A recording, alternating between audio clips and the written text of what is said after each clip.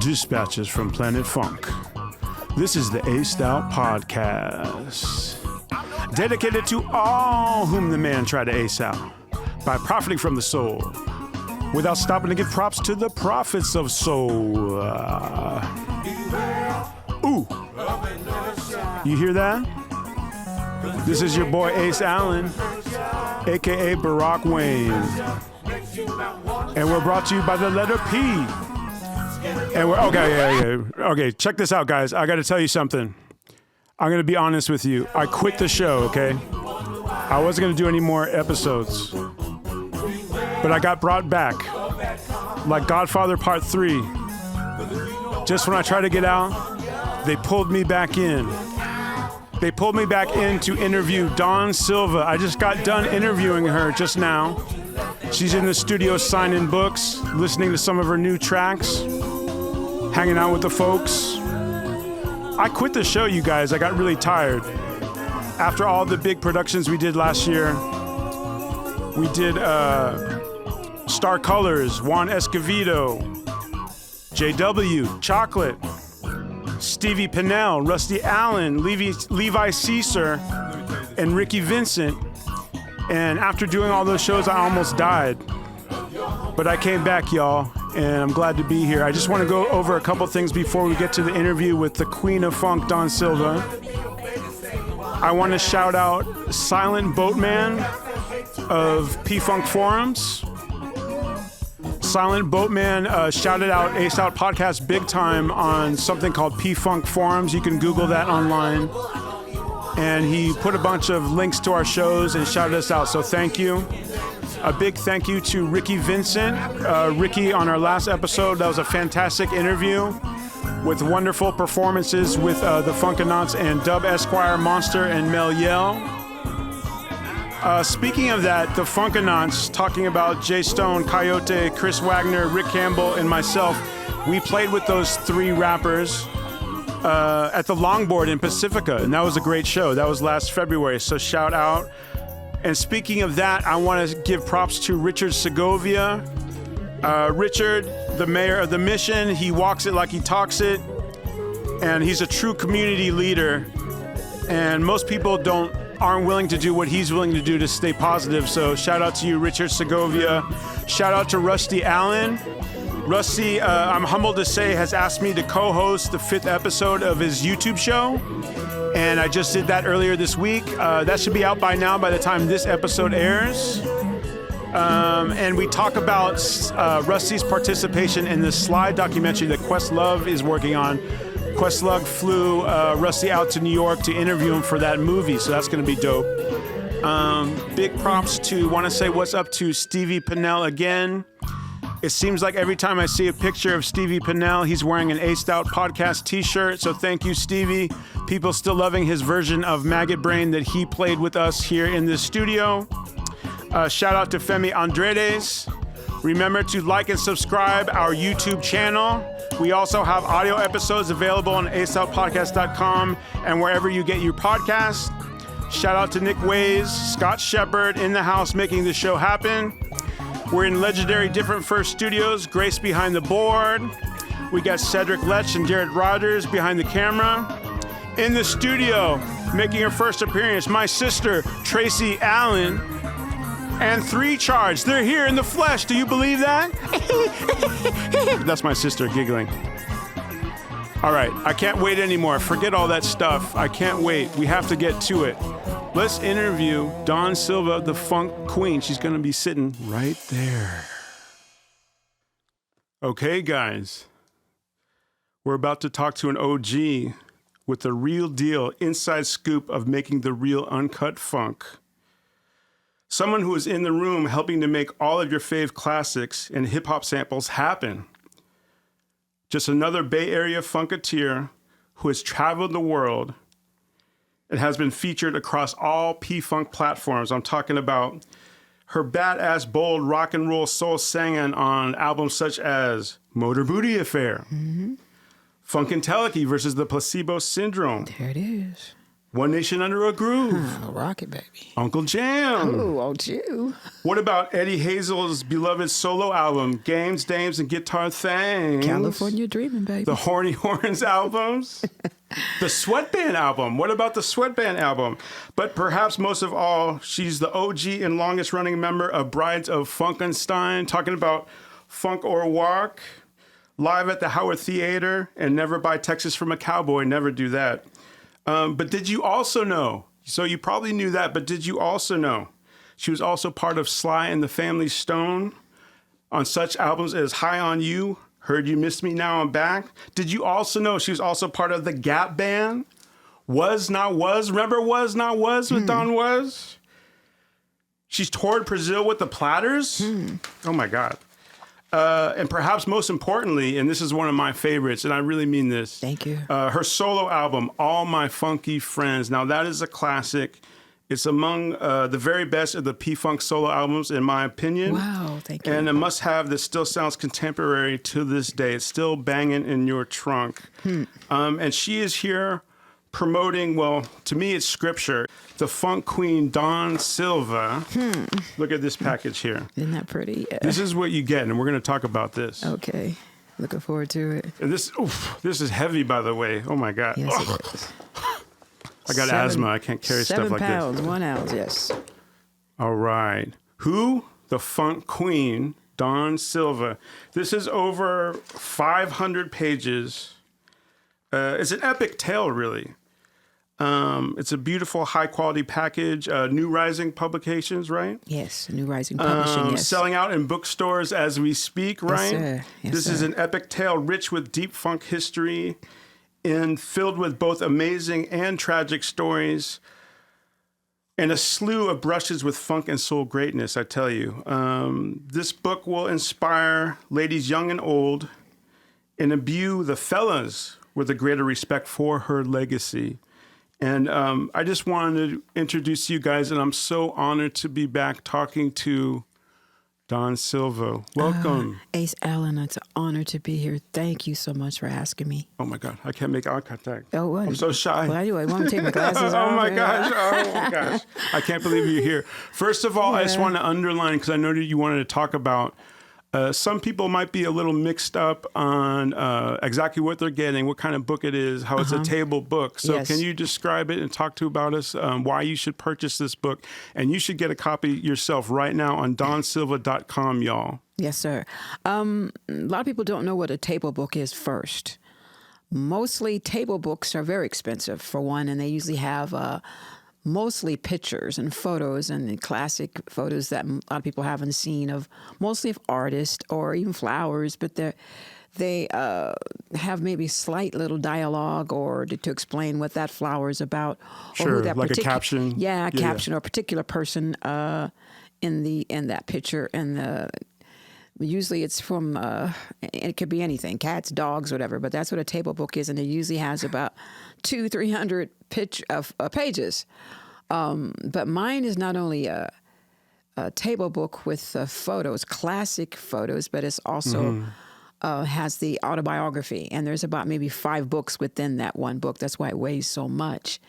Just actually getting the pictures, first of all, was a story on itself in terms of a photographer who once traveled around with P-Funk for about 5 years, who took photos of everyone who opened up for Parliament Funkadelic between 1976 and 1981. And who is that?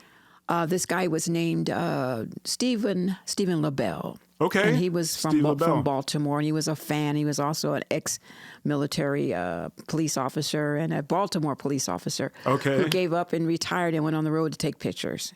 And he was That's interesting. He was a funketeer, to me, he said he was a fanatic.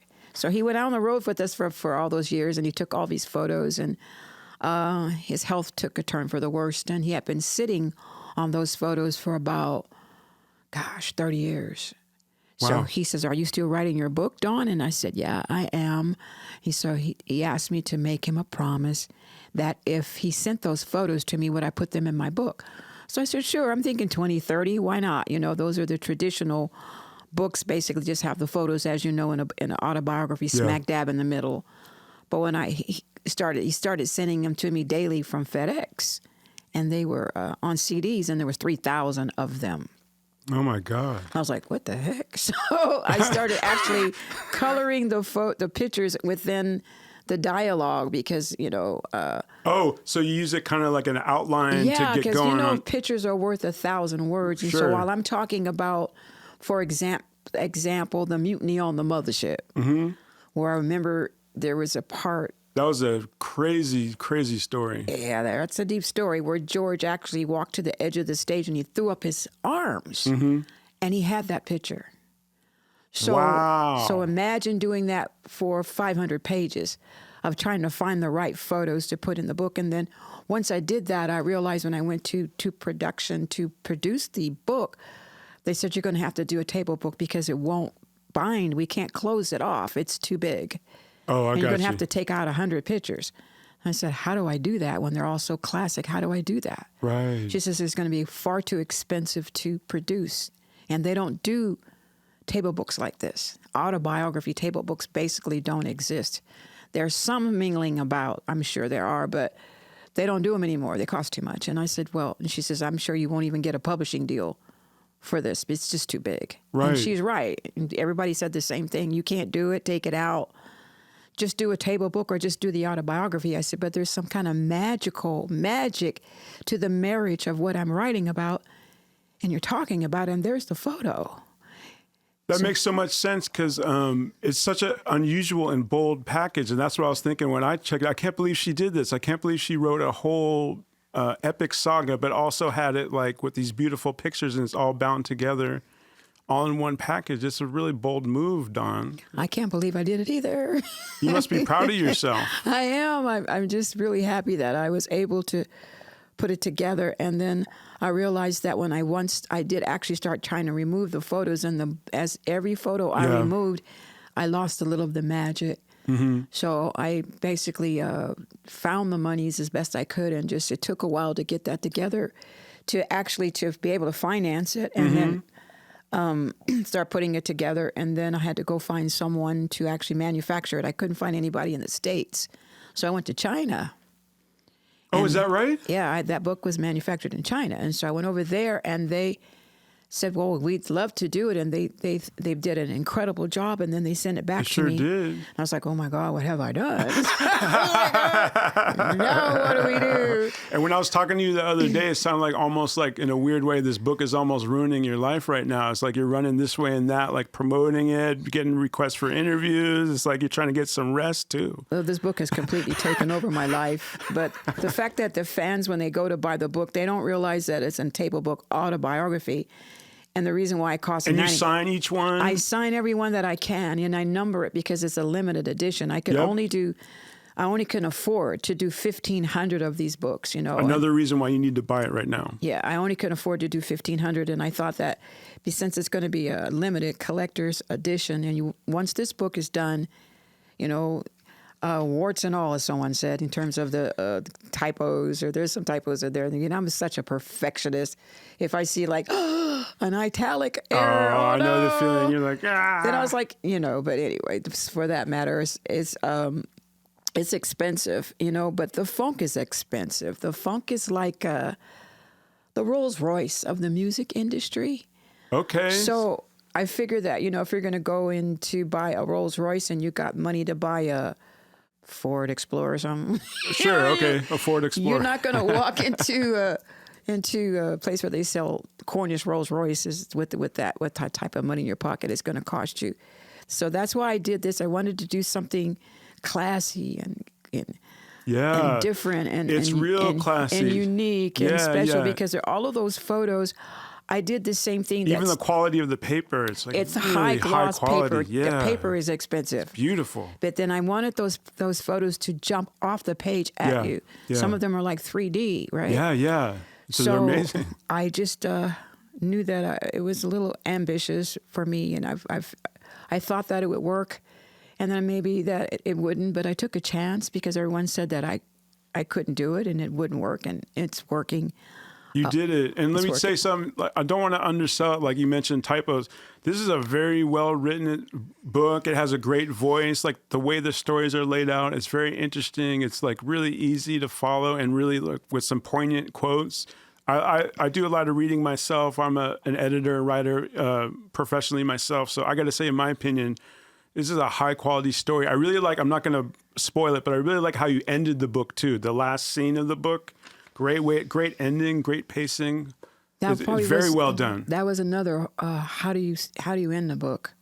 The Right. beginning and the middle are. I was wondering that when I was reading it. How do you stop it? Because I could have probably added another 100 pages and another 50 pictures easily. Right. But I knew that. No, I like how where you ended it. I think where it ended, I think it was on a high note. Yeah, really high note. It has a Cinderella ending. Yeah, I was like, all right. That's what I love about when I read the that book. last page, I was like, okay, it does right have on. a Cinderella ending. It's just like it wasn't the whole "woe is me" syndrome all the way through. Right. That's what I love about that. It was a ending. just so great. Okay. So I'm going to ask you about a bunch of stuff. I know we got you here. You got to watch your son. He's Pro Bowl, semi-Pro Bowl, and that's Semi-pro, important. yes. So I want to talk to you about everything. So I'm going to do that. First things first, though, because it really fascinated me and it jumped out to me. So one thing I'm always greedy for, Dawn, is sort of like people in the room when the real stuff was getting made and what insight they could provide. Certain recording sessions where certain songs were being created. Mm-hmm. Because a lot of time when they talk about funk, we're talking about partying and drugs and stuff, and that's amusing. But I really like to talk about how the music's made. And one thing I really like about your book is you bring a lot of that. So one thing that I thought was absolutely fascinating, and you presented it as an oral history, is the story about how the song Deep was recorded. Yes. So first of all, you guys, the song Deep, it's the last song. It's an epic tune on the end of Motor Booty Affair, one of my favorite songs on the album. I love that song. I do too. But, okay, so I didn't know, and you told us this is not a George Clinton production at all. This is actually Junie Morrison put this together. Yes. And then you ladies, you P-Funk ladies, you actually created the vocals, right? Not just sang the vocals, but created those parts. We created the melodies of those parts. Now, Junie would write the lyrics. Yeah, go ahead. And then he would tell you to go out there and sing whatever you feel. Paint the picture like the session. So like, Well, just for example, it's just like you're going to paint a house and somebody tells you to paint a house and they're going to give you the money, but you get to choose. You get to choose the colors. And they didn't go and give you the brushes and the colors and tell you how to paint and do the trim and all that. It leaves it up to you to design that. And to me, that's actually creating, to make it as in layman terms. But like, for example, for me, Junie would come up with the lyric and then a line. I'm so deep, you're so deep. You know, everybody is deep. No, those are his lyrics and melodies. And then after that, you could actually create around that. You come up with your own lyrics, your own melodies, and you color around what he's already created. To me, that's co-writing. Yep. But then we did that and just having fun and not realizing that we were actually coming up with some of the melodies that everybody's singing along with.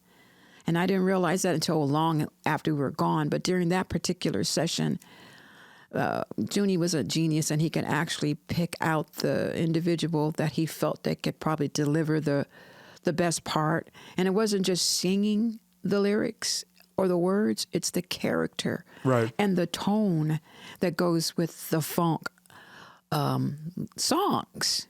It's not just a funky groove by no stretch of the imagination. It's also the whole feel that you're creating when you're doing a funk song. So Deep pretty much was talking about, that song is very sexual. Mm-hmm. And most of those songs from P-Funk, as you know, was about sex. Right. So this is about a worm, having sex under the water, right? And not getting wet. How's that possible? That's what the song's about. Who was there? Shirley Hayden was there? Shirley Hayden. It was Jeanette Washington Perkins. It was Malia Franklin. Wow. And it was Dawn Silva. And it was like he's having you go up one at a time. And of course, we can't forget Lynn Mabry as well. No, Lynn Mabry. Don't forget Lynn. Yeah. No. Yeah. And Lynn Mabry was there too. Those 5 vocalists actually that day, and then our road manager, Cheryl James, she could sing her her behind off. So she actually put some parts on there as well. So there were some very powerful female in that organization, and not just the the background singers are, even though, there's a saying in that book where I said we were background singers even when we were singing lead. Right. That's what we did the day on that session for Deep. We created the melodies that were on that song. That's amazing. And so George wasn't at that session. That particular session, it was just Junie Morrison and the 5 singers. That's fascinating. And see, there's just story after story like this, guys, in the book. So, for example, I didn't realize, because it's one of my favorite songs, I didn't know you were on Crossword Puzzle. Crossword Puzzle, the Sly Stone Jam. Yeah. And that session, I think, if I remember right, or if I have it here right, that was your first real paid recording session. Is that right? Or one of the first ones? One of the first, not only just that one. That was in San Francisco here? That was in Sausalito. Sausalito. At the record plant in Sausalito. And actually, it was 2 that day. It was starting off with Hoboken, New Jersey. Oh, yeah. That's all. Yeah, that one. And then Crossword Puzzle. Yeah. So those are my first 2. Wow. And they were kind of showing you the ropes, how to do it and stuff like that. I didn't have a clue on what I was. I didn't know what I was supposed to do. So, I just actually went down there with a friend who asked me that I want to meet Sly. He was putting together, doing a new album, a debut album, and he wanted a different sound. So he asked a friend of mine came in. His name was Michael Samuels. And he said, Sly's doing a new album. You want to meet him? So I said, who doesn't want to meet Sly Stone, right?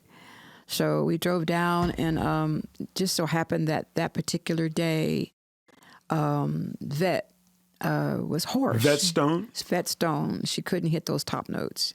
Right. So Michael says, kind of in a small little whisper, like, hey, Sly, Dawn can sing those top notes. So I'm looking at him like he's out of his mind. I was like... Oh, so you were just at the session. I just went to the session to go meet Sly, and it was just, I had no idea I was going down there to sing or audition or any of that. Wow. I had who knew that the Vet was going to be hoarse and she couldn't hit those top notes. I mean, that sounds nerve-wracking. Sometimes I feel like, was it a setup? They did this on purpose. But anyway, long story short, I actually went up and I sang the parts like my life depended on it. I did. Realized that I was singing wrong. I didn't know how to blend with the section. Oh, like blend the voices. And I grew up singing in concert choirs and classical music in high school and church. So nobody was blending. Everybody was singing at their full capacity, right? Blowing it out. Right? That's what I did. That's what I knew how to do at that time. And then I learned that working with Sly Stone and working with some of the girls, which was Little Sister.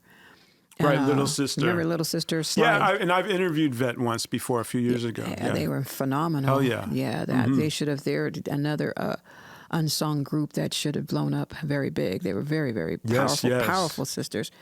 So one of the sisters, Tiny. Tiny Watone? But yes, and she basically said to me, and then Sly basically reiterated that, well, you have to sound like one harmony structure, one chord, like one voice. Not if you hear your voice sticking out in that section, that means you're singing too loud. It has to blend and sound like one chord, harmony structure. And I was all over the place. I was just, you can hear me all over the place. So they kind of had to pull myself back, and then I had to learn on the spot how to blend, and I did. And so maybe, say, like an hour after that session was over, Sly said, "Welcome to Sly and the Family Stone." Wow. And that's how I got that gig. Oh, my gosh. You must have been over the moon, right? Or did you believe that was true? Did you believe that was true when you heard it? Or you know what I mean? Like, did it seem like solid, or was it? At the time, I was just so mesmerized that at first I met Sly. Then second, that I got to sing with some of the greatest females in the business. And on one of Sly's songs, and I was more enamored about listening to the engineer, the technical part of him blending and the voices, and I could hear myself distinct. I could hear my note. I was so caught up in it, just so the technical aspects caught your eye. The technical aspect at first, and until I really realized where I was and what had just happened. And I didn't really take Sly serious at that time. It just like it couldn't possibly be. Right. That's what I was wondering. Like maybe be like, they're just being nice or something. It couldn't happen that fast. Right. It wasn't that simple. But you were eventually pulled into the club. And is that how you met Lynn, by the way? Is that situation? Yeah, I met Lynn about a year later. Okay. When Sly, I actually had been still doing a lot of session work. I continued to do the session work with Sly. And another lady named Gail Muldrow. Gail Muldrow, I know who that is. Yeah, guitarist. Yeah, she was in Grand Central Station. She was in Grand Central Station. Yeah. She went out and played with Prince, too. Wow. And now Gail plays with the Brides of Funkenstein. Right, to this day. She still plays with me. Yeah, that's so cool. One of the most phenomenal guitar players in the business. Strong, powerful women. And I met her and Sly's sisters and Rose, Vet, and the little sister, which was Lucy and Tiny.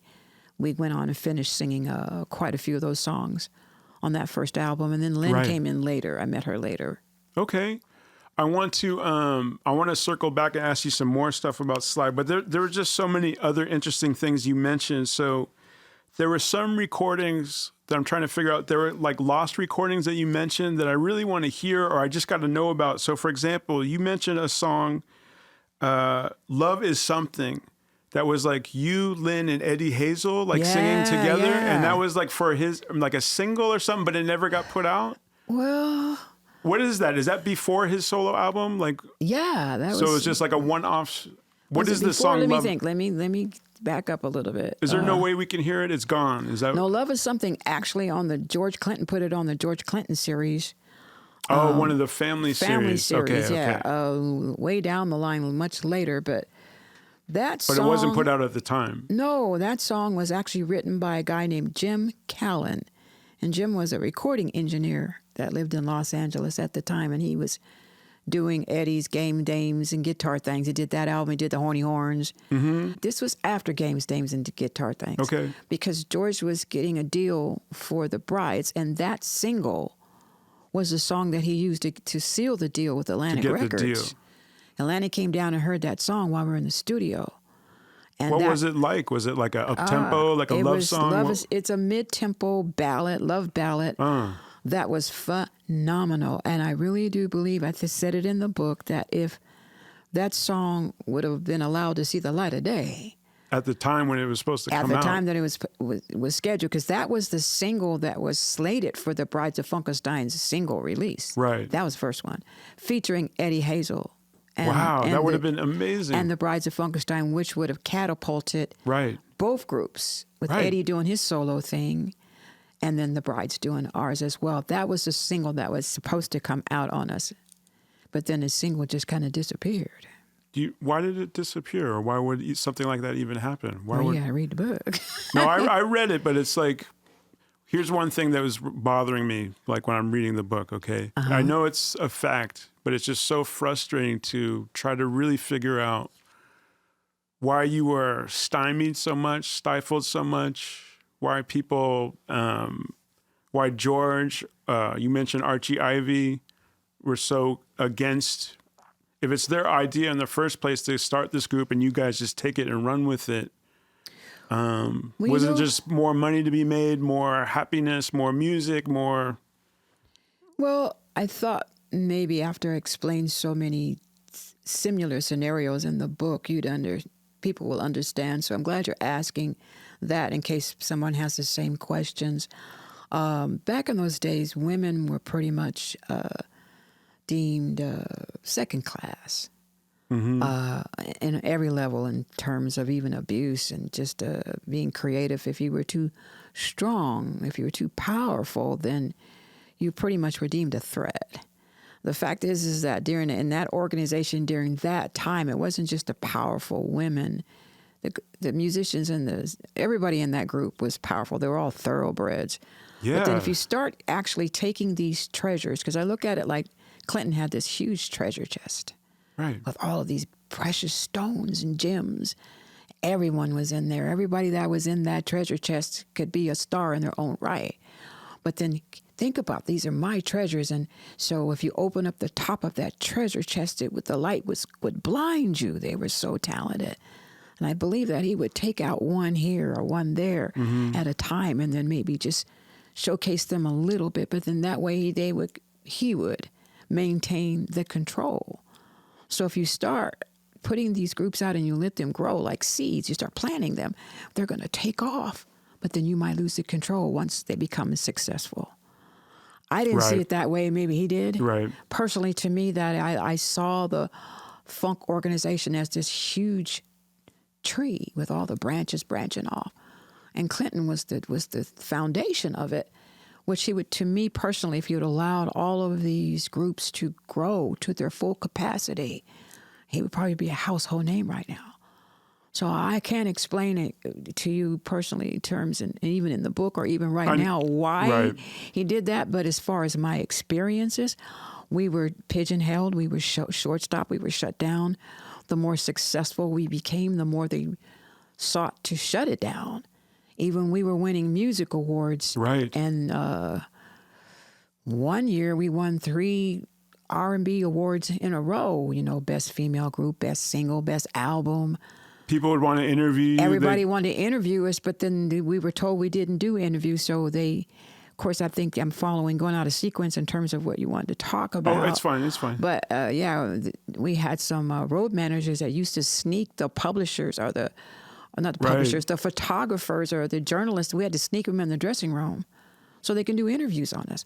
Did people like Cheryl James help with that? Cheryl James and another lady named Andrea Thomas were the nucleus. They were the ones that were going out and actually bringing these photographers and these journalists into the dressing rooms, but they had to sneak them in. That's so... If they got caught sneaking them in, then they would be in trouble. So I talk about that quite a bit. I mean, in a world that thrives on success, why would you deliberately sabotage your female artist? And the way that the best way and the shortest way that I can explain that today is called control, power, greed. Simple as that. As simple as that. And there's another one that was mentioned too that didn't come out. Wild Thing, like a Gary Scheider that started and you guys finished, kind of. Yeah, it was Malia Franklin, who was another thoroughbred that. Right. She was just phenomenal. And then I wanted to talk about the females a lot too, because they have a book coming out at the end of the year called The Mothership Connected. At the end of this year? Yeah, okay. Or the end of this year or beginning of next year. Okay, Seth Neblett is actually writing that book. Mm-hmm. And I'm in that book too, along with the 5 other females. So mine is just like how I started my book out. I am but one of 5 females born under the Parliament Funkadelic Empire. And this is my story, right? I am just one of 5 funk queens. I like how under this empire. You say in one part in the book, you say, I wonder what the songs would sound like without us on them. I already know what it would sound like. It was just a statement. I already know what it would sound like if they took those female vocals out. These were some powerful, strong women. And they were suppressed, and that makes me sad. Me too. So that's why the legacy I wanted to leave, I wanted people to understand about these women and how strong they were and what they helped to create. They helped to push that empire to the top of the mountain. Mm-hmm. And then they didn't get the recognition. They got some sprinklings and stuff, Of course, there was a boys' club back in those days, right? Right. So we had to work even harder. But the fact is that they were still powerful. But, it got me all over the place. But going back to Malia Franklin and the session with Gary Scheider. Yeah. It was that's in the book, too. That's a funny story, too. Malia picked me up from the airport in Detroit, and we drove to Superdisc Studios. And Superdisc, right. We were listening to a bunch of tracks, and then we picked out one that we didn't even know was Gary Scheider's track. I mean, back in those days, they used to have a truckload of songs in the can. So we were just fooling around, and we saw one, and I said, "You like that one, Malia?" And I said, "That one's good." So we started actually coming up with the melodies and the lyrics, and and the engineer says, "Well, why don't you, George and those guys are not here. Why don't you just go in there and start putting some parts down?" And we said, "Okay." So we did, and so we co-wrote the lyrics and the melodies, and the song was kind of a cross between Jimi Hendrix and Cherelle. It had this really kind of eclectic, weird type of a vibe. But then that's what we were. We were really abstract. I think we were organic. That's what the females were. Yeah. You had to be in order to stand with the funk soldiers, you know. Like I have a dear friend, and I want to mention her name, Shauna Hall, too. Shauna Hall, in the house. One of the baddest guitar players in the business, and she's here right dear now. Friend of mine, and she was sprinkling. She went out with the funk, too. And I can go on and on and on and talk about all of these incredible females that were in that organization. But that particular day, 15 minutes, we were listening to the songs, and then an hour later, we had finished the whole production. And Gary Scheider came to the studio. By the time he got there, he was so happy that we chose his track. I didn't know it was George with Eddie. Right. Eddie. Gary Scheider's track. Yeah. I didn't know it was his track. We just know it was a great track. And then he went in and he did some harmonies, and he came up with some of the most phenomenal arrangements on the background harmonies that you can even imagine. That was his gift. So he went in there and he had us singing all these, stacking all these minor notes. And of course, back in the day, it used to be musically wrong to sing minors against majors. But then Gary was unique at doing that. That's why it sounded unorthodox, because it was different. Yeah. Musically wrong, but all of the musical flaws made it a masterpiece. So that song was finished, and I was sitting there like, beaming, because that was our first production, and I just knew, and it was fun, and it was easy, and I really realized I knew how to produce at that moment, that day. I knew that I could produce. You sure do, and too. So I remember Sly was at that studio at the session that day. Sly Stone was there that day. I remember him and George coming up the stairs, and they went over there and they slapped Gary 5, like, "Yeah, man, that was bad, blah blah." Mm-hmm. And then Gary said, "Dawn and Malia wrote that song. I just did the track." He said that. Yeah, Gary said, "Dawn and Malia wrote that song," and then the song disappeared. As soon as that was pointed out, I never heard it again, ever. To this day, gone. And you did, I believe that's a whole saga in the book. You had a whole saga where you did try to get the track, right? You didn't just give up right away. Yeah, we tried. We kept asking for, back then we had cassettes, right? Right. We kept asking for a cassette copy, or they had DATs. Remember the little DAT tapes? Yeah, DAT tape. Could you put it on the DAT? Could you give us, because there was still a little more things we were tweaking, a little more polishing and coloring we wanted to do. But if that song would have been able to drop, then that means that we would have been in-house writers, but we were females. And I don't think they wanted that. Right. There's one female or two that wrote songs for P-Funk. One is Linda Scheider wrote, Gary Scheider's wife. Linda Scheider, right, Gary's wife. And the other one is Jeanette Washington Perkins from Parlette. Mm-hmm. Those two songs, but then the parts were very minimal. The fact that Malia Franklin and I created this song where we had a 50% split on the writers and the melodies was unheard of for that organization, and the song got squashed. Ugh, that's so frustrating. I'd rather be with you until I'm through. Oh, yes, I do. I'd rather be with you until that day you'll fly away. Just love your smiling face. If I can't have you to myself, then life's no fun. You guys, we're talking to Dawn Silva, the Funk Queen. She's got a book. I like to call it the Bible. This is an epic story, an epic tale about how the funk is made. I got to quit harping on this because I have other stuff I want to talk to you about. But just like you have interesting insights on how this is made, and you just keep spilling them. And it's like, what you said even about the Aqua Boogie song really interested me. You said that Mudbone and Catfish, like Catfish Collins, you guys, Mudbone Cooper, you said their contributions were help it make it an avant-garde classic, you called it. Could you speak on that or say what you meant by that? I thought that was really interesting. Gary Mudbone Cooper is another thoroughbred out of the organization.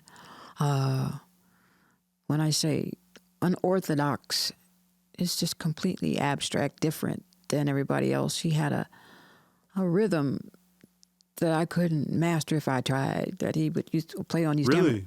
Yeah, he used to come on stage barefooted. And, His bells all around his ankles and little bells, and then these little bells would be having little rhythms and stuff. And I didn't know how you can do these little rhythmic bells and sing his parts too. I look at him, he used to start laughing. He was so strange, but he was just so phenomenal. I loved him dearly, and he had this a feel on these tamarines to a different feel, and it was gospel. But he came up with his own unique rhythms, and then that rhythm feel went on that track. And then Catfish, Bootsy's brother, had, personally, in my opinion, I thought he was one of the more talented rhythm guitarists. I'm glad to hear you say that. Yeah, in that organization, yeah, and very underrated. All of them were underrated. Right.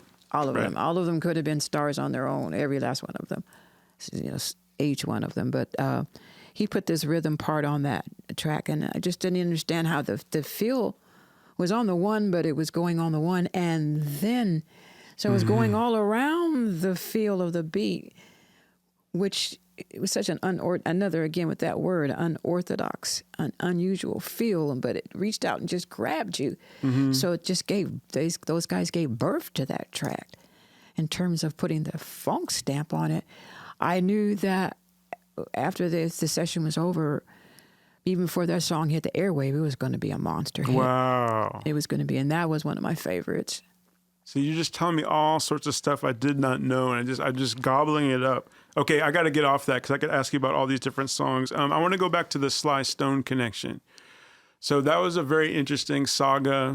A whole thing just about you and Sly and his dog. I could do a whole interview about that. Let me ask you something. There seemed to be a distinction that I was kind of surprised by.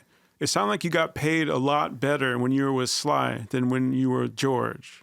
Is that true? Like just the money was better with Sly? Like they took care of that better? Yeah. What was the difference in the organizational principle, if you will? Like what? Organized. How was that getting run or? Organized. Sly wrote a song called Organized. Organized. I love that. That's a great song.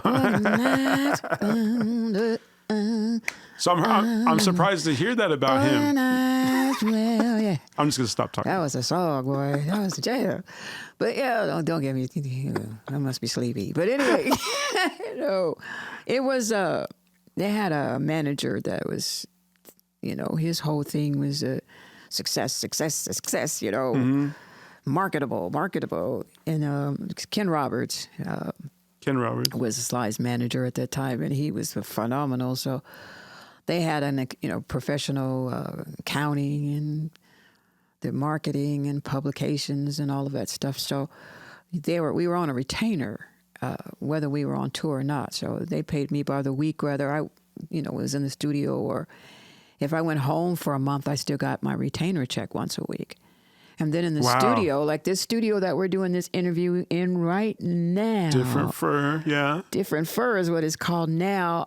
Back then, I don't remember the name of it, but Sly cut a lot of tracks in this studio. Right here where we're sitting right now. Right where we are right now. Some of the earlier songs were done right here. So I forgot about this place, and I walked in the door. It's like, flashback. Wow. But yeah, Sly, we would go in the studio, let's say, on a Sunday. Mm-hmm. And in the union, we were in the union, and we were getting paid double, triple scale. So if you went in the studio for 12 hours, it was a 12-hour day, that was $1,000 day. Nice. And that's with the union. We were going in there every single day. Single scale wasn't as much, but then most of Sly's session were always double and single, triple scale. And then usually he's another one of those thoroughbreds that would have you go out and sing a part by yourself. So now you're getting paid single scale with one person singing. If there was two people, then it's duo scale. If it's three people, like usually for a background section, it's very detailed three accounting. Girls. Wow. Yeah, 3 girls, that means it's triple. You're getting paid triple scale for the 3 singers. But if you're singing out there by yourself one-on-one, then you're going to get paid way more than you were with the triple scale. So that's the difference. We got paid union. CBS just made sure that we got our checks. Interesting. And I did that for 4 years. We got paid. I got spoiled. We made sure that we got all of our money. So if you got called for a session with Sly, you knew you were going to get paid very well. The difference with Georgia had so many, with the P-Funk, there were so many. It would be kind of hard actually to pay 30 people in the studio, single duo scale. He wouldn't have the money after, but A lot of people, yeah. with that organization, they didn't even go through the union on any of those songs that I know of. I know that I sang on quite a few of those hits, but none of it went through the union. None of them. They were always like, you got paid cash. You either got $100 in a joint. Wow.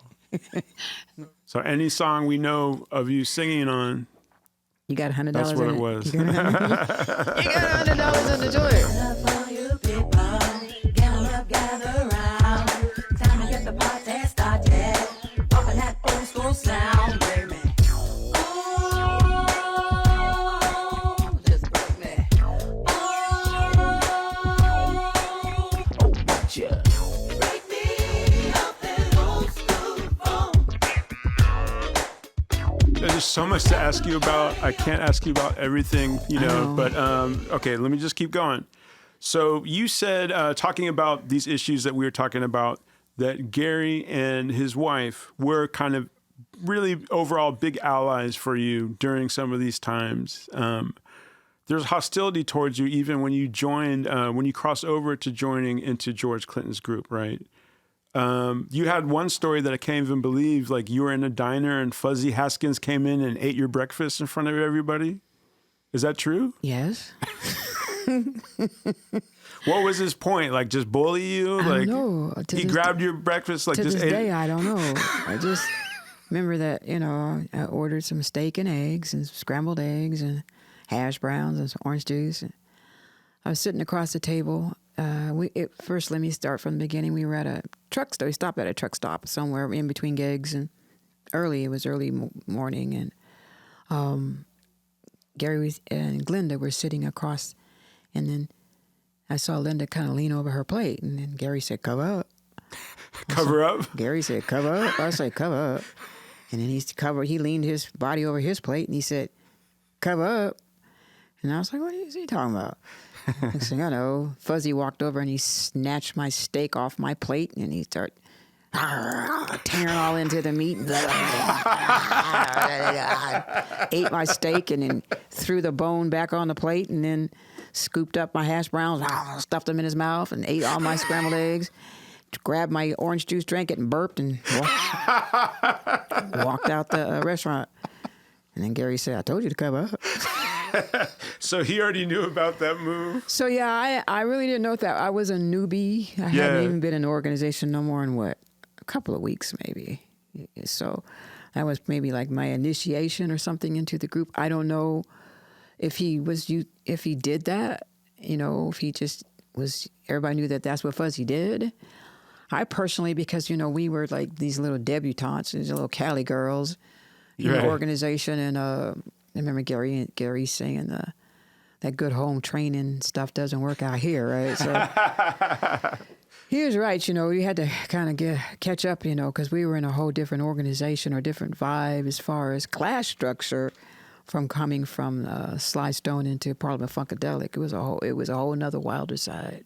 And even the way you joined the group is it's a very Funkadelic story. You were at the show that you were performing with Sly, and Sly was opening for Funkadelic. It was reversed than how it had been previously.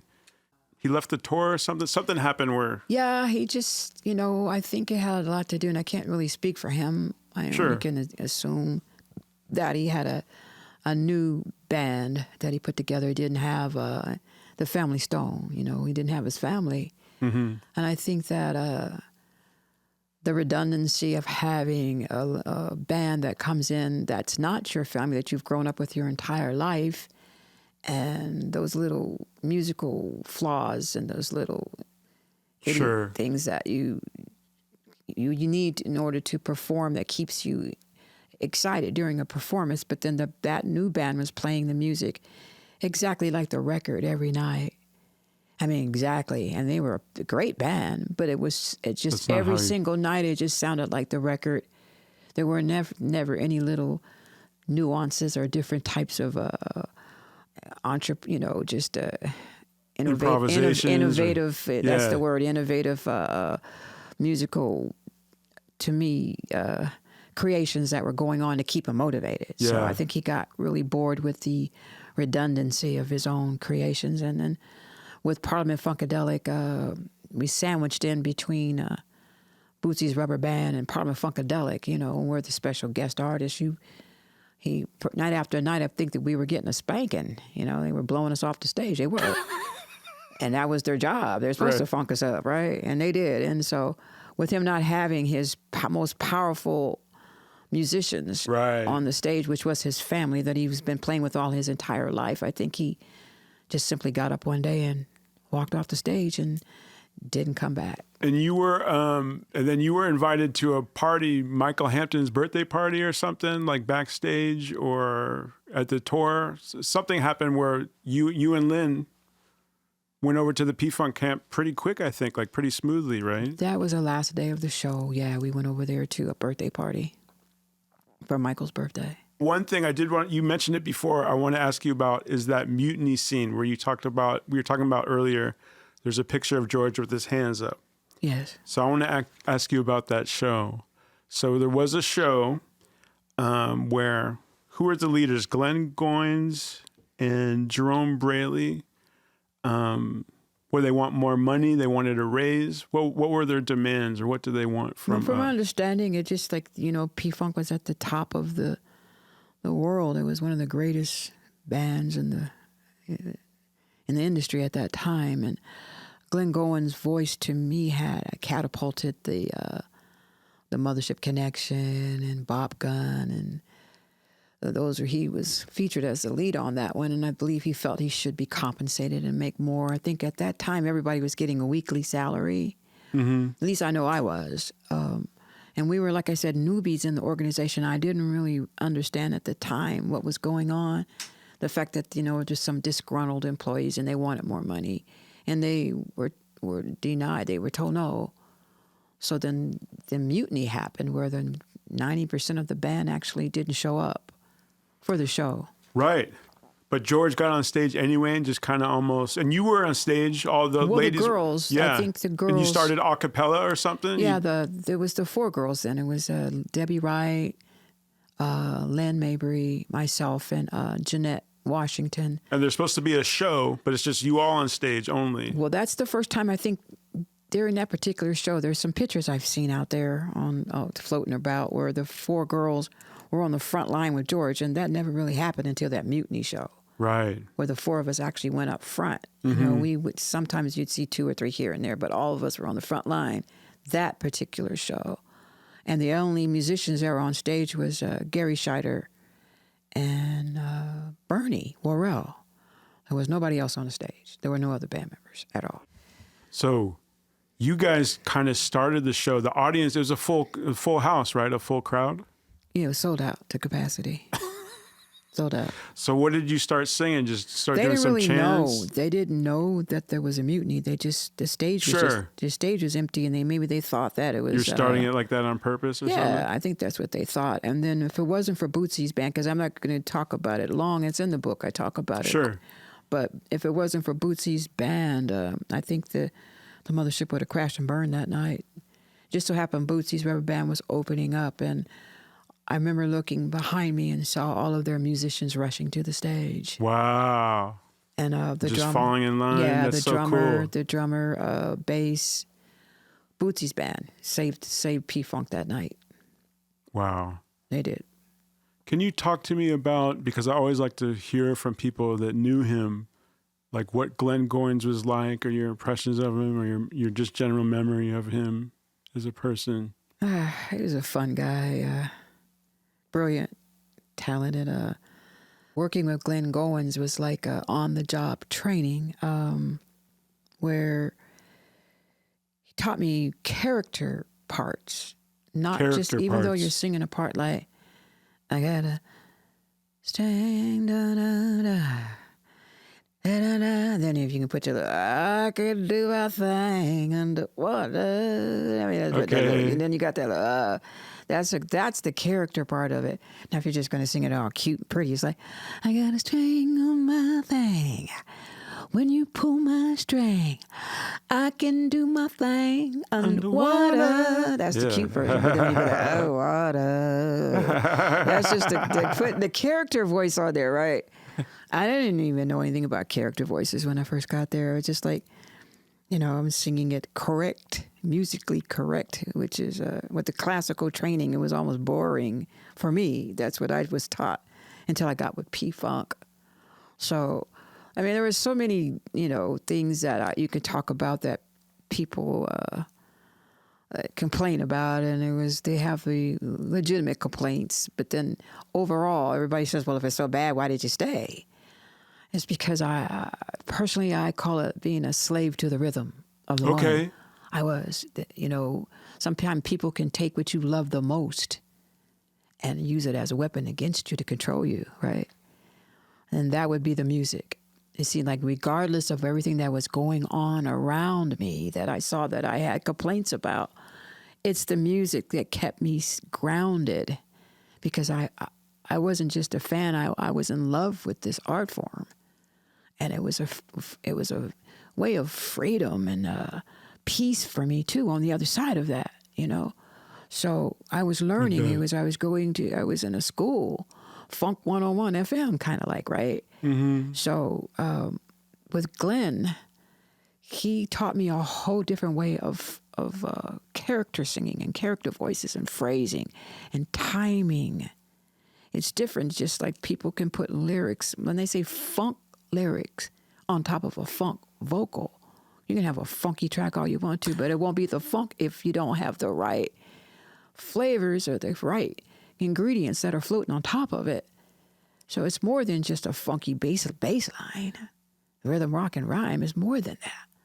It's more of it's like the icing, and all the little swirls and all the little sprinkles that go on top of it that make it unique. So, wow, you have so much insight into all of this stuff. Let me ask you this. It really fascinated me in your book, what you were saying about New Birth, because we interviewed Robin Russell, R.I.P. Robin Russell. And I was really fascinated, your friendship with James Baker. Yeah.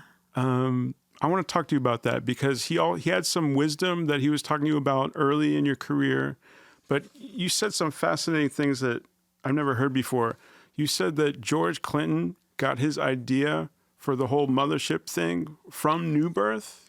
They were doing some experiment with NASA imagery or something. Well, I didn't say that. Or that's a story that he told. Yeah, James Baker. And another guy named Chris Lander. Chris Lander, that's the name I'm looking for. A sound tech, Chris right? Lander was a sound tech. He was a kid back then. He couldn't have been no more than 17, 18. And his brother, Austin Lander, played he was a horn player. I'm just not sure if he played sax or trumpet, but he was also in New Birth. And both of those guys told me these stories. But James Baker had told me that long before I met Chris Lander, long before that, back in those days, and this is basically, not just in my book, but it's just common knowledge that LaBelle, Parliament Funkadelic, and New Birth were on tour for a while. And I think Parliament Funkadelic was the opening act. LaBelle was the special guest, but New Birth was the headliner. Wow. And then when New Birth first came out, I was just a kid back then. I was a fan of that group as well. They had the whole Mothership, the extraterrestrial image. Really? Yeah, they did. I didn't realize that. They used to land on stage in these eggs. They were UFOs. Then these 4 black eggs. The whole New Birth, right? Uh-huh. These black eggs from another planet would come down from the ceiling, and it would crack open, and then they would come out of the eggs. They were beamed down from another planet. That was their whole concept. And Clinton was coming out on stage in a coffin. They pushed him out in a coffin, and he was naked in that coffin, and he had on a sheet. Remember that? Yeah, now, that's common knowledge there. He didn't have no spaceship. He had a coffin. And then they would push him out on the stage, and then he'd jump out and would lift up that sheet like, ha-ha! Right? He was naked as a blue jay, right? Bluebird, whatever it is. He was just as naked as he could be. But anyway, that was the P-Funk Parliament, Funkadelic back then. And then, of course, LaBelle was another group that was doing the space age concept. With their concepts, they had a song called Space Children. You remember that song? Right, sure. That's the first one who dropped that song was LaBelle. It wasn't Parliament Funkadelic. So George is, he's a genius. He's sitting back and he's watching and studying all of his stuff. And then according to Baker and Chris, George pretty much borrowed the whole Mothership connection, not only just from New Birth, but from LaBelle as well. But then I think he just took it to a whole nother level than they did. He took their concept and embellished it, and came up with the whole clones of Dr. Funkenstein, right? He took it and I think enhanced it is what he did. Sure. Of course, with the music and stuff that he was doing, with the whole the bigamous Dr. Funkenstein and all of the clones and the Star Child, and and of course, people have a tendency to remember fictitious characters more so than they do the real characters, right. The real life characters. So that's what happened with that, And I did touch on it briefly in the book because a lot of people didn't understand where it came from. But I believe that he got that idea actually from LaBelle and from New Birth. I just elaborated on it a bit more in my book. Sure, and I was happy to see also that you included New Birth. You said New Birth and Sly Stone were like among the first like self-contained black bands, writing and producing and performing all themselves. I thought that was interesting that you included New Birth and that you spoke about them so highly, and I thought that was really cool because I don't hear about them in history, in memory as much as the other bands, Because nobody talks about that. Yeah. Nobody doesn't really talk about the self-contained black bands and what they represented in the industry. As you notice in this day and age, how many self-contained black bands are out there right now? Right. How many? That are making money, I would say zip.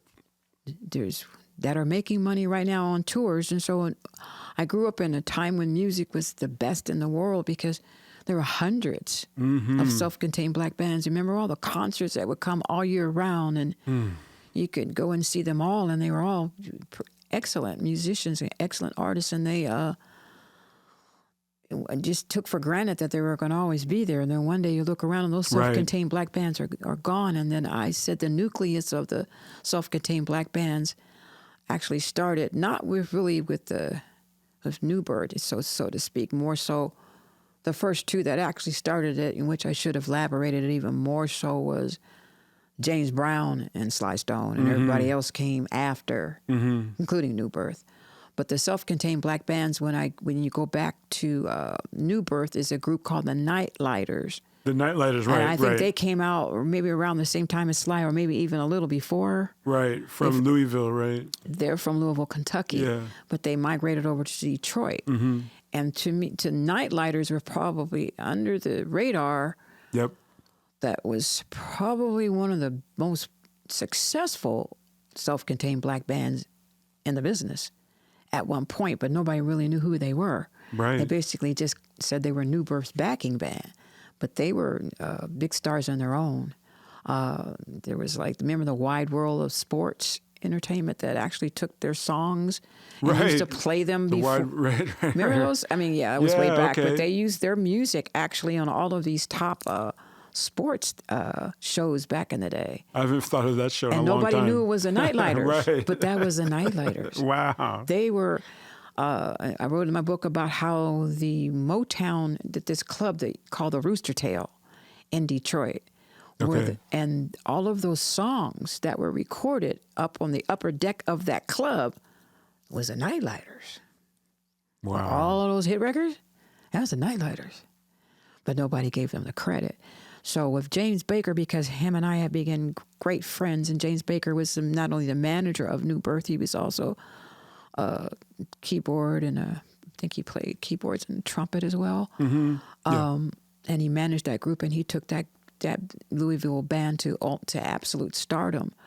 But when he started fighting against the record companies for his royalties and his publishing, that's when he became like a problem. Speaking of that, didn't your relationship suffer once you signed your contract for Brides of Funkenstein? Was that what happened? Yeah, back in those days, I didn't know anything about reading the contract. What did he take offense to? Well, he had a personal vendetta against the whole Mothership connection because he felt like they stole the concept from New Birth, first of all. Okay. He had that. Gotcha. That goes way back. And then when he read the contract, he says it was not a good contract. And it wasn't. It was a terrible contract. It was horrible. But then again, I wanted to be a part of the Parliament Funkadelic empire. So I went ahead and signed it, and he was so angry at me for signing it that we didn't speak for many, many years after that. He was so upset with me for signing it. That's intense. And then let's talk about the Brides of Funkenstein. So the band, that was a cool band. You had Cash on the drums, Blackbird on guitar. You would open for P-Funk shows and then also perform with P-Funk a lot. I think the best show that I remember was Madison Square Garden was probably a great one, but that was second. The first one was at a little small club called Starwood in Los Angeles on Melrose. Okay. And that was our debut performance. And then we borrowed Bootsy's band, right? We had his musicians, his horns. And again, Frankie Cashwati was on drums. Nice. Jeff Cherokee Bunn out of Cherokee Bunn, Baltimore, bass, yeah. Bass. Dwayne Blackbird McKnight, of course, lead guitar because he's out of the Headhunters camp, right? Mm-hmm. Then we had a guy named Gary Hudgens on keyboard. Nice. It was a small unit. It was only just the 5, I believe, and then the horn player, Maceo Parker from James Brown's band, and Fred Wesley. And we had Cush Griffin and Richard Gardner. Yeah, So Rick. Yeah, I've Rick interviewed Gardner. him. We had Bootsy's horn players and half his band. That's what we had. And we didn't even hardly rehearse that gig. It was all in a raw. I think we had a rehearsal about a week maybe. And we burnt that club down. So yeah, it was that was my greatest, fondest memory when we had that band. And I think that's the band that should have stayed together. You think that's the band that should have stayed together? That's the band that should have stayed together. Because at one point, didn't Dennis Chambers, wasn't he in the group playing drums? Dennis Chambers. That's a whole different thing. He's one of the greatest, to this day, the drummers in the world right now. Right. He was fusion and, very fusion rock. Right. At first, I kind of complained that they were bringing in this eclectic funk rock drummer to play along with funk. I didn't think that was going to work. Right. I was wrong. That's when I went over and we crossed over. The day that Dennis Chambers stepped on stage to play with the Brides of Funkenstein is when the Brides of Funkenstein changed and went from R&B funk to rock funk market. And I just blew my head away because, of course, Blackbird McKnight was from the Headhunters and he was all pretty much a rock anyway. He was totally Jimmy, Led Zeppelin, and the bunch, right? Mm-hmm. And he rock guitarists was some of the best out there. That was Blackbird.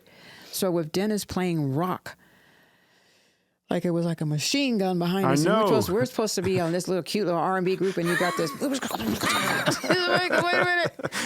So we had to keep up with the band, but then I liked it. It was a challenge, and I was like, "What is this?" And somebody said it was called funk rock. I said, "We just gave birth to me." And I've been a funk rockster ever since. Right on. Okay. I'm a funk rockster, too. I am. I'm a funk rockster. You got a way that brightens up my day.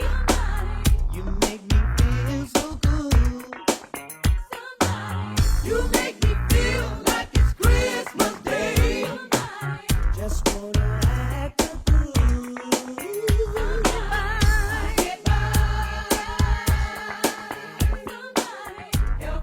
You guys, remember, we're talking about the funk queen, Dawn Silva. Get your book, dawnsilva.com. I got to talk to you about, because we can't just talk about P-Funk all day. I want to talk to you about solo deals you were offered and the wonderful album you eventually made, and then also how you managed to sell it successfully on an independent tip, which is very important. So over the years, you were offered solo deals. They sounded kind of interesting from various people. So, for example, Jimmy Jam and Terry Lewis, was that on the table at one point? That was with the Total Experience Total Experience's independent record company that had The Total Experience. Yeah, they had the Gap Band, and they had Yarbrough and Peoples. Right. I think DJ Rogers. Remember DJ Rogers was on there, and I love Yarbrough and People. Penny Ford and a bunch of other artists that were over there. I think the Gap Band was their main blood source, though. But Right. Lonnie Simmons wanted to produce an album on two females. I was one of them, and another lady named Val Young. And he was okay. And he wanted Jimmy Jam and Terry to produce it, but I think they couldn't work out the term, the terms of the agreements and stuff. I think Total Experience wanted too much, so they kind of backed out on that deal. Moving on further from there, I actually got a deal signed with the Polygram Records. Mm-hmm. With the lead singer of the Gap Band, Charlie Wilson, producing it. And again... Oh, yeah, that was what, Jammin' Till Dawn? That was Jammin' Till the Break of Dawn. Jammin' Till the Break of Dawn, yeah, right. Yeah, that was, without getting into a whole lot of the reasons why that one didn't come out, that it didn't work out with the... it was never released. That must have been frustrating. Well, did you record a lot of songs on that? It was a great album. I believe it would have probably had a couple big hit records on there. And I had, sounds like it would have been I had the amazing. original Gap Band musicians on there. One was a guy, Robert Wilson. Wow. Was one of the baddest bass players in the business, was on there. And Jimmy Macon was another one that that played on a lot of the Gap Band records. So actually had a sound that was kind of like a cross between the Gap Band and P-Funk, that kind of vibe. It never happened. A lot of personal things got in the way of that record. The album that I was doing for Polygram had a mixture of the Gap Band meets the P-Funk, Parliament Funkadelic, had that same flavor. Sounds like it would have been bad as hell. It was bad. I still have those tracks, by the way. And one thing good about the deal that I did with Polygram, the deal I did with Polygram Records, I walked with all the masters. I didn't realize that. So you do, those are in your possession? I have them all. I have all the masters. I have that entire album. Do you have the right to release them? I have writers and I have the rights to them. I basically was in my contract that I can maintain my masters. So I walked with them all. I still have them all. Good for you, by the way. It was produced by Charlie Wilson, the Gap Band, so the record never came out. A lot of personal reasons that are in that book as to why. That's a whole saga in the book, you guys. You got to read it. That one is pretty much... That's a deep story, so it didn't come out. By the way, I didn't realize how deep that was. It catches you off guard. Yeah, you're not expecting it. It really did. But then I like to do that. I like to, when you're reading, it's just like you're not. What did she just say? Yeah, me and my boy Scott were talking about that earlier. We're like, wow, that was heavy. But okay, but the end of the story is a good one because you did come out with a great album. And that is All My Funky Friends. And Absolutely. That's one that I personally love. When I first heard it, not to say that I was surprised, but I was just so glad that it was so consistently good song to song. And it's a banger. And then you released it independently. You had deals like going on in Europe. That was just a great story. You were also, by the way, you were one of the first people to really use like online forums, I think, to like pump up funk and keep the funk alive. Yeah, You're an innovator with that. I was one of the first to do that. I did actually try to follow the same, protocol and formats of going to record companies with that All My Funky Friends album, and they basically told me you're talking January 2000, and they all told me that funk was dead. Right. You remember that part in the book? Yeah, they told me that there was no longer a market for funk, and I thought that was a little ludicrous and strange. That's like the early 2000s we're talking about? Well, they were talking, we're talking the Y2K. Remember Y2K? Yep. From 1999 over into 2000. That's when I finished my CD, and I went to a few labels, and they turned me down because they said that the funk market was no longer a viable entity, is what they said. It was done, and I thought that was not accurate because I had just did Woodstock with Bernie Worrell and the Woo Warriors. I was going out on tour with Bernie, which I talked about in the book too. So moving on, we went past that part. But we played Woodstock 1999. It was 300,000 funk fans there. So for me to go to a label and they're telling me funk was dead, I was like, right. It's not dead. It's just as powerful as ever. And I remember there was a group that opened up called the Insane Clown Posse. Remember them? Yeah. So they're doing Funkadelic now. They were doing Funkadelic that day at that concert. And I was like, wait a minute, that's some P-funky stuff right there. That's funk rock. They were? And the fans were going nuts. Wow. So I was like, that market's not dead. That market's very much alive. But then for some reason, they were not promoting it. To me personally, I thought they were systematically trying to eliminate it. So I took that personal. I said, okay, so I can't put funk out. He says, no, and nobody's. One individual, basically from one of the labels, basically told me funk was dead and needed to stay dead, and he told me to go plant a flower garden. Damn. And that I was an aging funketeer, and nobody wants to hear that anymore. I said, really? So now I had a mission. So I decided I was going to do my own independent record and started my own label, and I only had one artist on the label, and that was me. I was like, I'm going to put it out myself. And I did, and I ended up selling over 250,000 CDs out of my kitchen from a dead market, supposedly. Wow. And I did that back in the day because remember MySpace? Yep. MySpace was around the first between 2000 to 2005 or something, and I had 1 million followers on MySpace. Wow. And Nice. about 30% of them bought whatever I had.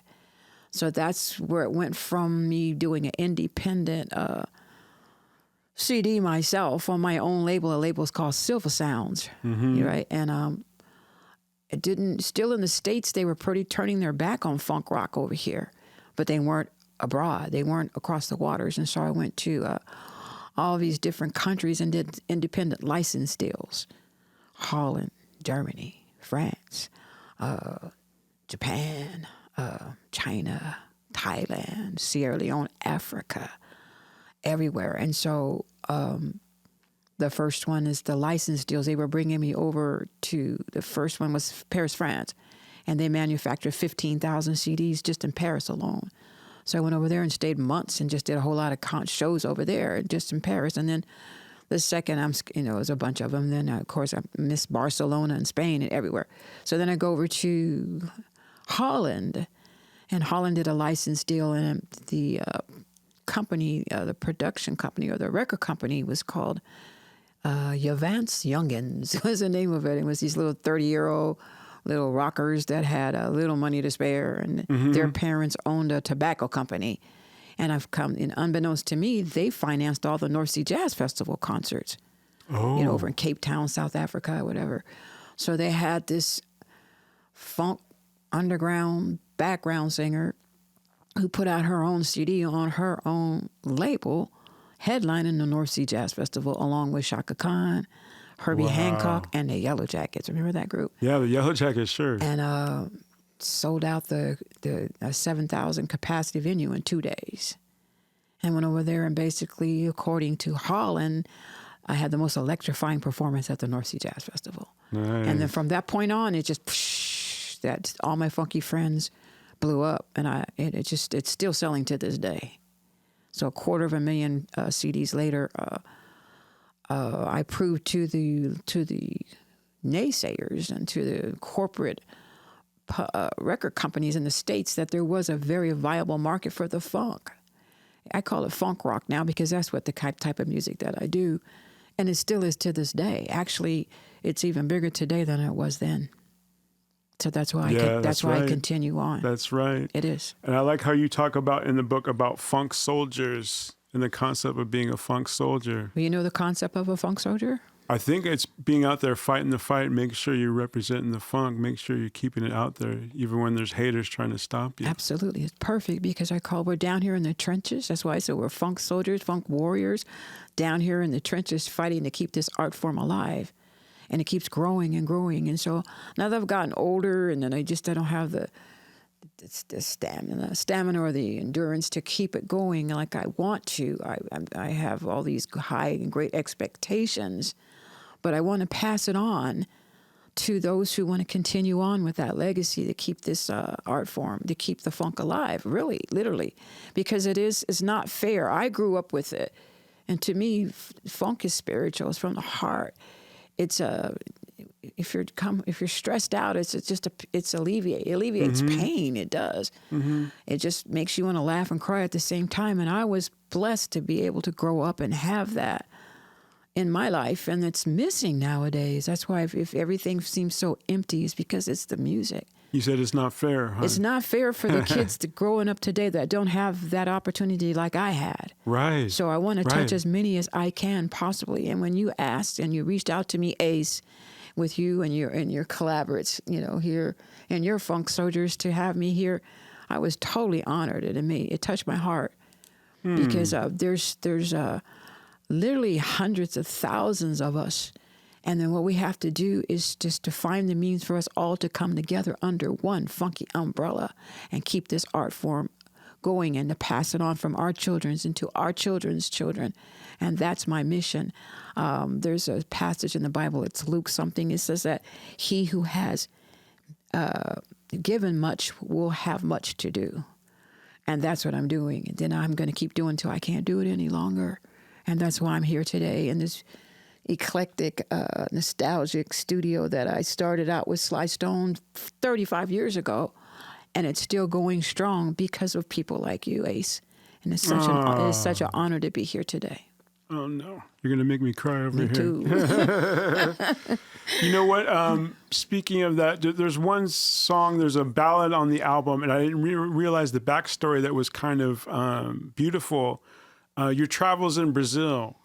You did pretty big shows, it sounds like, with the Platters and did all kinds of tours across Brazil. What is this, in the 1990s, late 90s or something? Yeah, from 1995 to 2008. I know your experience there touched your heart a lot. You had a lot of interesting experiences there that made you reflect on just, culture, where people come from, their different backgrounds and experiences. Could you just tell me a little bit about that? Kind of like how the book ends, with the Platters and is how it starts with my African, indigenous, European lineage, which you don't read in autobiographies. Right. And then some of the publishing companies that I went to thought that people would be bored with, didn't want to hear. They wanted to cut out the first 15 years. You were speaking German as a little girl living in Germany? Fluently. Wow. Yeah, I did. So my father was in the Air Force, and so I was an Army brat. So I spent the early part of my life just traveling from one part of the world, and Germany held the happiest memories for me there. And because my mother could play piano too, a few songs, and there was this German family there that just embraced us and took us in. So I think I've started honing my early, they were my first audience because they were teaching me how to speak German, and, that's in the book as well. But I did talk about the lineage in terms of, let's start the book off. The first line of the book starts off with, whole indigenous nations have melted away like snowballs in the sun, but not all perish. Some escaped and went up to the north, to the Rocky Mountains and along the North Carolina border in Tennessee, right? That was my great-grandfather. And he lived up in the caves. And he came down when he was 12 years old because the militia had brutally murdered his entire family. But back in those days, between 1888 and 1890 was probably the most dangerous time for a living native here in this country. So that on the other side of my family, he met my great-grandmother, and they used to hide him in the walls of the cabins because the militia was looking for him. Oh, my God. But his last name he called him Red Stick Creek. And so he was the last of the Red Stick Creek and the Tusagali Cherokees. So I talked about that in my book briefly. That was a great part in your book. Yeah, I talk about that, and then some of the publishing companies that I went to didn't think that was interesting, and nobody would want to read that. And I'm finding out that out of all the things I said about the music industry, which a lot of people pretty much know a lot about it, they've heard stories, they were more intrigued by that history, the indigenous history, than they were the rest of the book. So I was honored. I'm happy that I left it in there. So I'm very proud of that. But that goes from not just the indigenous lineage that I have in my bloodline, but all the way back to towards the end of the book when one of the Platter singers, original Platter singers named Zola Taylor, she took ill, and I went out and subbed for her, I thought for just one gig. And it turned into 14. It turned to 14 years of going with the Platters, and say, can you imagine going from Parliament Funkadelic to the Platters? And you have, I like in the book, you have like the newspaper clippings of like, you were like on the front cover of like magazines and newspapers in Brazil. Well, you know, I took I took what I learned from Gary and Glenn and Eddie and George and Bootsy and Bernie and all of those funksters with me on the stage with the Platters. I didn't realize it at the time that that's what I was doing. But then something about the magic of the funk actually infiltrated into the Platters music. That's why I say funk is just so universal. It's not just the funk. It just has all these ingredients of every aspect of music. Every genre of music that you can imagine is in the funk, including the Platters music. Of course, all of their music is done in minor chords. Right. It's kind of like somber. It's sad. It's I was over there. I was so I was depressed. I was like, But you said people in the audience would be very moved, right? Oh man, they cried on every show. I was like, oh, just crying. I was like, I just want to go home. But anyway, after the first tour, which was 4 months in Brazil, and I started realizing that someone in the band had basically said to me, because I started going out by myself under the spotlight, and I would sing a song all by myself. There was a song, what's her name? Karen Carpenter's. Karen Carpenter. Close to You. Yeah. It was a #1 hit over there, probably still to this day. It's one of the biggest ballads ever. And so I chose to sing that one, but I put a little R&B funk flavor to it. I kind of put my own spin on it, and it just worked. And I walked under that spotlight by myself and sang that song. And then when the song was over, someone said, Silva, you have just made your transformation from a funk act to a class act. And that's what I did. I went over to Brazil with the Platters as a sub, and I found myself over there. And you found yourself I there. found myself. And after all those years, I didn't even realize that all the groups I had been working with, you know, I was a bit player. I was sprinkling parts. Then I found myself over there in Brazil. So I wanted to write about that country and how it's all connected with the African indigenous lineage, European, here in this country, all the way over there. Yeah. It's all connected. Yep, it's all connected. It is. It's all connected. My gosh. Dawn Silva, it's been an honor talking to you. Thank you so much for coming here. Thank you for having me. I'm talking about the funk queen, Dawn Silva. It's a limited pressing. You got to get her auto bio. You got to read it. It's a table book, you understand? It's the best of both worlds. It's a full autobiography, and it has beautiful, almost three-dimensional pictures really in it. Yes, sir. It's just fantastic. And it's not just because it's about your life. It's actually a great contribution to funk history. And I'm proud of you for doing that.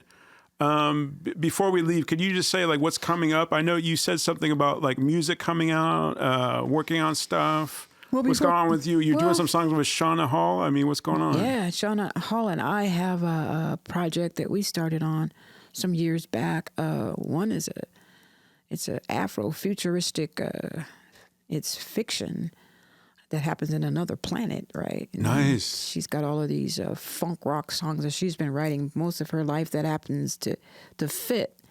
And then we've got a story. That sounds awesome. Yeah, and it's I think 4 books, and I've learned my lesson about not putting everything in one book. So it's like it's got I think it's like 4 parts. Part 1 is like on a whole nother planet, but I'm not gonna tell everybody what it is. It's so unique. And then Sean and I got together, and I started listening to her songs. I got so excited, I wanted to cry because they're just perfect. It's a perfect marriage between this next book that we're doing, and it's an ebook. It's a musical ebook that has this storyline. Well, anyway, it's a fiction book. That's the next project. That sounds great. Then I have the song that I started working on before COVID. I was actually in the studio. Okay. We're close to finishing. It was about this EP with 6 songs, and 3 of them with Bernie Worrell's on there, and that's some of the stuff that Bernie and I actually started doing before he started getting sick. And then I was just finishing them up, just starting talking October 2019, and went back in the studio. I needed a 24-track studio because they're analog. I can't, the Pro Tools and all that just didn't capture that funk. I needed a real Right. studio like this one to Hint, hint. finish it, and then boom, COVID hit and all the studios shut down. So We got to get that product finished. yeah, so I hopefully, and I'm putting it on the prayer list that it drops sometime this year or beginning of next year. I'm thinking it's going to happen this year for those songs, because I don't want to do the same thing that Stephen LaBelle did with that book and the pictures and sit on this Just funk, have it, yeah. sit on this Sit funk on the all funk these too years long. and then they're lost. Right. So I definitely want to get that done. And Shauna and I, we're going to be working on that next. That's the next venture. And I believe that the collector's edition of this book will probably be sold out in about 6 months. I think they're going to be gone. And then from that point on, we'll see where that goes, if it's going to be a ebook or something. But everybody keeps telling me not to change the magic of this book like that. Yeah, it's so magical. I agree with that. They don't want me to change it, so maybe we might go do, reissue it. I'm not sure. I can't think that far ahead. Yeah, right. But yeah, that's what's on the horizon. So one day at a time. That sounds exciting, and I can't wait to see that. All right. Well, thank you for coming out. I want to do a part 2 sometime. And, good luck to your son later bowling. Hope he does well. Thank you so much. Thank you. We'll take some pictures before you leave, if that's okay. Use That's it for the fine. website and That's stuff. fine You could with use me. it for promo. We'll hold up some books. Yes, sir. All right. Right on. Okay. Get it, you guys. The Funk Queen, Dawn Silva. Smell you later. Smell you later. Peace.